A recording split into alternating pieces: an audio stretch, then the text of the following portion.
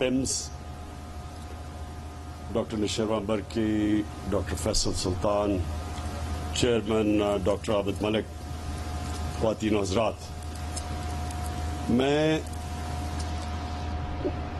آج اس لیے خوش ہوں کہ میں نے جب ایمرجنسی دیکھی, جب ہماری گورنمنٹ آئی پہلی دفعہ, تو میں ایمرجنسی کا ایک دن رات کو چکر لگایا PIMS کی, تو جس حالات میں لوگوں کو میں نے دیکھا تبھی فیصلہ کیا کہ ہمیں یہاں اتنے بڑے ہاسپٹل جو ارد گرد سے سارے لوگ PIMS آتے ہیں, کہ جو سب سے تکلیف پہ لوگ آتے ہیں وہ ایمرجنسی میں آتے ہیں, کہ جو سب سے تکلیف پہ لوگ آتے ہیں وہ ایمرجنسی میں آتے ہیں. اور اگر ادھر یہ نہیں بات کہ وہ ریفلیکٹ کرتا ہے ہاسپٹل کی کوالٹی, وہ انسانیت کا تقاضا ہے کہ جب ایک مریض سب سے زیادہ تکلیف میں ہو اس کے لیے سب سے بہتر علاج ہو. تو یہاں الٹا ہے کہ PIMS کے اندر تو کئی بڑی اچھی ڈپارٹمنٹس ہیں, خاص طور پہ ڈینٹسٹری کی میں تعریف کروں گا, لیکن ایمرجنسی کے حالات بہت برے تھے. جب میں نے دیکھا تو آج ہم نے پوری وہ ایک پروسیس سے گزرے ہیں. باہر سے آرکیٹیکٹ جو اسپیشلائزڈ ہاسپٹلز بنانے کے آرکیٹیکٹ ہیں, گرام ریپ, جنہوں نے شوکت خانم کا بھی ڈیزائن کیا اور شوکت خانم دونوں ہاسپٹلز کا ڈیزائن کیا. اور آج اگر شوکت خانم کو دونوں ہاسپٹلز کو جوائنٹ کمیشن انٹرنیشنل کی سرٹیفیکیشن ملی ہے, تو اس کی ایک یہ بھی وجہ ہے کہ وہ ایک بلڈنگ بنی ہوئی ہے, ایک اسپیشلائزڈ ہاسپٹل کے ڈیزائنر نے, آرکیٹیکٹ نے بلڈنگ بنائی ہے. تو ہم یہ بھی چاہتے تھے کہ یہاں بھی یہ جو ایمرجنسی بنے وہ ایک اسپیشلائزڈ ہو, یعنی وہ خاص طور پہ کیٹر کرے جو کہ ایمرجنسی کے مریض آتے ہیں. تو اس کے لیے پھر گرام ریپ جو کہ امریکن آرکیٹیکٹ ہے, جو اسپیشلسٹ ہے, اور میں خاص طور پہ اپنے اوورسیز پاکستانیز کا شکریہ ادا کرنا چاہتا ہوں, کیونکہ انہوں نے اسپانسر کیا جتنا بھی خرچہ تھا یہ ایمرجنسی کے ڈیزائن پہ, ہمارے اوورسیز پاکستانیز نے وہ خرچہ دیا. یہ ایک چیز ثابت بھی کرتی ہے کہ یہاں کتنی ہماری قوم کتنے کھلے دل کی ہے, جنرس لوگ ہیں. ان کو میرے خیال میں کوئی دنیا میں اتنی قوم اللہ کے نام پہ پیسہ نہیں دیتی جتنی پاکستانی قوم دیتی ہے. تو انہوں نے اسپانسر کیا اور اب آج ہم نے گراؤنڈ بریکنگ کی ہے, اور یہ پاکستان میں سب سے سارے پاکستان میں اب ایک جو سب سے کوالٹی کی ایمرجنسی بنے گی وہ یہ, اس کی آج ہم نے آج اوپننگ کی ہے, اس کی گراؤنڈ بریکنگ کی ہے. اور میں اس لیے بھی یہ جو آپ نے جناح ہاسپٹل کی بھی آج ہم نے سٹون لینگ کی. جناح ہاسپٹل جو 300 بیڈ کا ہاسپٹل ہے, اور یہ ڈاکٹر فیصل نے صحیح کہا کہ 1985 کے بعد یہ پہلی دفعہ اسلام آباد میں ایک نیا ہاسپٹل بن رہا ہے. یہ ہم سب کو سمجھنا چاہیے کہ اسلام آباد پاکستان میں سب سے تیزی سے بڑھتا ہوا شہر ہے. آپ سب کو حیرت ہوگی کہ 2010 اور اب 10 سالوں کے اندر اسلام آباد کی آبادی دگنی ہو گئی ہے. سو اتنی تیزی سے یہ شہر بڑھا ہے. تو 85 کے بعد اگر ہاسپٹل نہیں بنا تو اس لیے اتنا زیادہ ہاسپٹلز کے اوپر رش پڑتا ہے, ڈاکٹرز پہ پریشر پڑتا ہے, اس کی سٹینڈرڈز اور کوالٹی مینٹین کرنا مشکل ہو جاتا ہے. تو اس لیے یہ ایک بالکل اسٹیٹ آف دی آرٹ, اور یہ بھی ایک اسپیشلائزڈ ہاسپٹل بن رہا ہے جس کی آرکیٹیکچرل ڈرائنگز امریکہ سے بن کے آ رہی ہے. اور انشاءاللہ ہمیں امید ہے کہ ہمارے بھی آرکیٹیکٹس اس کو فالو کر کے یہاں بھی ان کی ٹریننگ ہوگی, وہ بھی اسپیشلائزڈ ہاسپٹل کی ڈرائنگز بنا سکتے ہیں. تو یہ میں نے 2 آج ان کی اوپننگ کی ہے, اور میں نے یہ تیسری جو بات کہنی تھی وہ ہیلتھ کارڈ کی ہے. میرا یہ ایمان ہے کہ ان 3.5 سال میں کسی پاکستان کی حکومت نے اتنا زیادہ کام عوام کے لیے کیا ہی نہیں ہے. ہیلتھ کارڈ جو ہے, health insurance, universal health insurance, سوائے سندھ کے, کیونکہ پروونشل گورنمنٹس پیسہ دیتی ہیں ہیلتھ کارڈ کی انشورنس کمپنی کو پریمیم دینے کا. تو یہ آپ کو پتا ہونا چاہیے کہ یہ یونیورسل ہیلتھ کوریج ایڈوانسڈ ملکوں کے بھی اندر ایسی ملتی. प्रीमियम देना पड़ता है आपको। यहां हम अपनी आबादी के लिए मुफ्त हेल्थ इंश्योरेंस दे रहे हैं, और ये कितना बड़ा ख्वाब था। तो शुरू में सारों ने कहा कि ये हो ही नहीं सकता। पहले हमने खैबर पख्तूनख्वा से शुरू किया छोटे पैमाने पे, फिर हमने आखिर में फैसला किया कि हम जितने भी हमारे सूबे हैं हमारे नीचे, सबको, हर खानदान को हम हेल्थ कार्ड देंगे।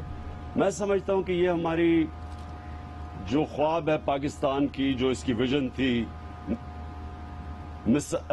फलाई रियासत, इस्लामी फलाई रियासत, ये सबसे बड़ा हमने कदम उठाया है उस रास्ते के ऊपर चढ़ने का कि एक इंसानियत का निजाम हो।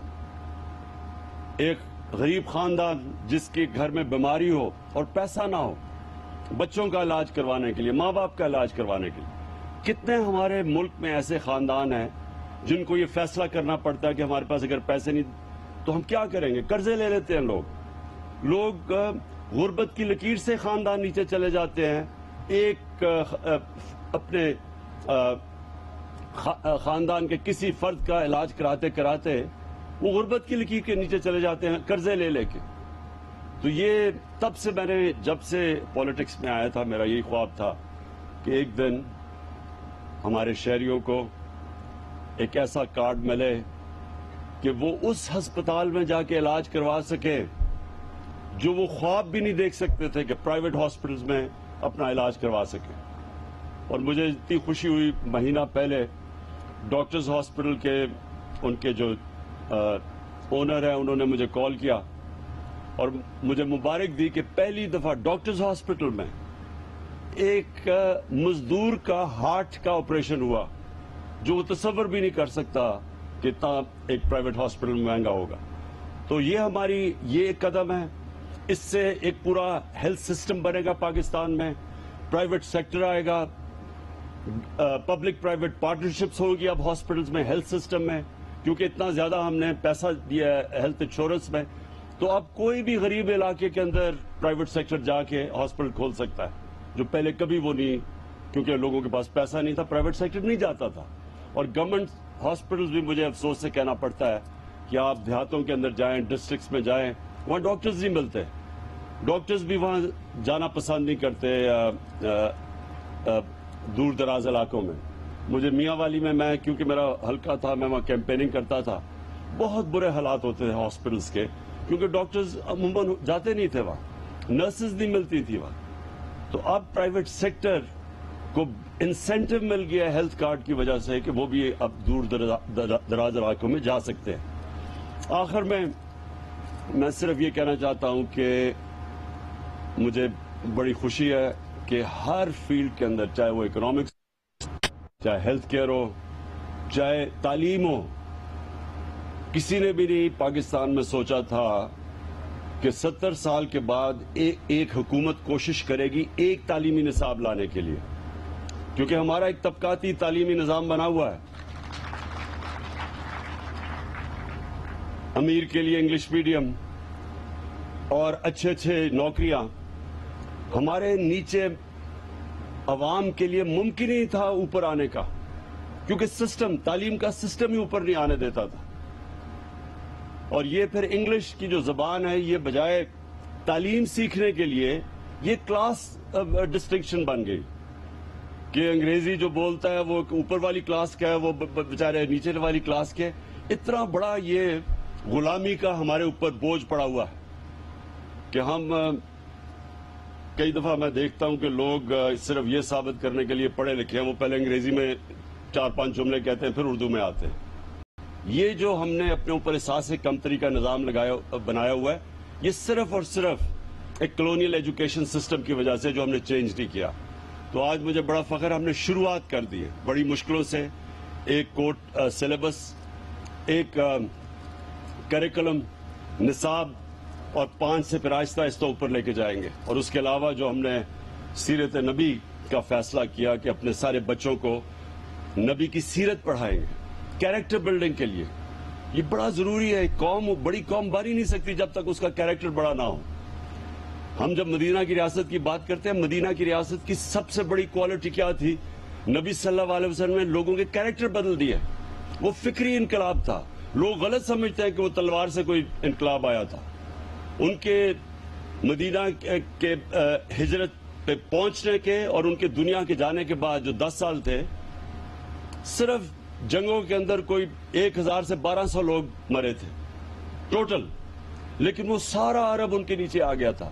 تو وہ تلوار سے نہیں ہوا تھا، ذہن بدلے تھے انہوں نے، فکری انقلاب تھا.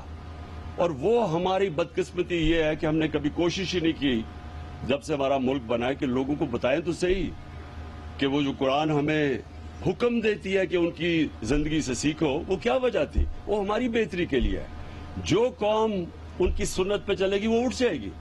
اور کیونکہ وہ رحمت العالمین تھے، وہ صرف مسلمان نہیں، سب انسانوں کے لیے رحمت بن کے آئے تھے. تو جو بھی ان کی سنت پہ چلے گا وہ قوم اوپر آ جائے گی. تو اس لیے ہم نے یہ بھی رحمت العالمین اتھارٹی بنائی ہے. اس کا مقصد ہی یہ ہے کہ اپنے بچوں کو یونیورسٹی اسٹوڈنٹس کو کم از کم ان کو یہ پتا ہو کہ ان کی زندگی کیا تھی، انہوں نے کیسے کیریکٹر بدلے، کیسے جو ان کے ارد گرد تھے سب لیڈرز بن گئے. تو یہ مجھے جو سب سے خوشی ہے کہ ہم نے تعلیم کے اوپر وہ کام کیا ہے، ہیلتھ میں وہ کیا ہے، اکانومی کو ٹھیک کیا ہے. آج ہمارے سارے اکانومی کے انڈیکیٹرز رائٹ ڈائریکشن میں ہیں. IMF کہہ رہا ہے کہ پاکستان سسٹینیبل گروتھ پہ نکل گئی ہے. ہم نے اپنے پیر پہ کھڑے ہونے کا جو سب سے ہمارا بڑا مسئلہ تھا کہ ہمارے خرچے زیادہ تھے، آمدنی کم تھی، ہم وہ پہلی گورنمنٹ آئی ہے جو اس طرف اب نکل گئی ہے کہ اپنی آمدنی اٹھاتی جا رہی ہے اور انشاءاللہ اپنے خرچے ملیں گے تاکہ ہمیں کسی کے سامنے غلامی نہ کرنی پڑے، ایک خوددار قوم بن کے ہم سامنے آئیں. تو آخر میں پھر سے آج بڑا خوش ہوں کہ یہ جو 2 انوگریشنز کیے ہیں میں پیمز کے بورڈ کو خاص طور پہ کہنا چاہتا ہوں کہ آپ کی بہت بڑی ذمہ داری ہے. ہمارا جو گورنمنٹ سسٹم بن چکا ہے اس کے اندر میرٹ ختم ہو گئی ہے اور اس کے وہ اجازت دیتی ہے کرپشن کی. تو آپ کے اوپر ذمہ داری یہ ہے کہ آپ نے وہ سسٹمز لے کے آنے ہیں جو کہ پرائیویٹ سیکٹر کے اندر ہے. جو گورنمنٹ سیکٹر ہے وہ کوئی وجہ نہیں کہ وہ اگر پرائیویٹ سیکٹر کے سسٹمز لے کے آئے اور انسولیٹ کر لے. بورڈ کا بنانے کا مقصد ہی یہ ہے کہ وہ بورڈ اس طرح ہاسپٹل چلائیں جس طرح پرائیویٹ سیکٹر چلتا ہے. یعنی آپ میرٹ کے اوپر لوگوں کو لے کے آئے، میرٹ کے اوپر انڈکشنز کریں. یہ جو بنا ہوا ہے جو سینئر ہے وہ اوپر آ جائے. اگر سینئر آپ کا بہترین چیف ایگزیکٹو نہیں بن سکتا تو جو بہترین ہے اس کو بننا چاہیے. اور جتنا آپ میرٹ کے اوپر لوگوں کو لے کے آئیں گے اتنا ہاسپٹل کی سٹینڈرڈ اوپر چلی جائے گی. تو بورڈ کا تو مقصد یہ ہے. تو آپ کی بہت بڑی ذمہ داری ہے، میں بورڈ کو کہنا چاہتا ہوں، کیونکہ ہمیں بڑی امید ہے یہ پیمز میں پوٹینشیل ہے کہ یہ ایک گورنمنٹ ہاسپٹل ہوتے ہوئے پاکستان کی پرائمری انسٹیٹیوشن بن سکتی ہے. شکریہ.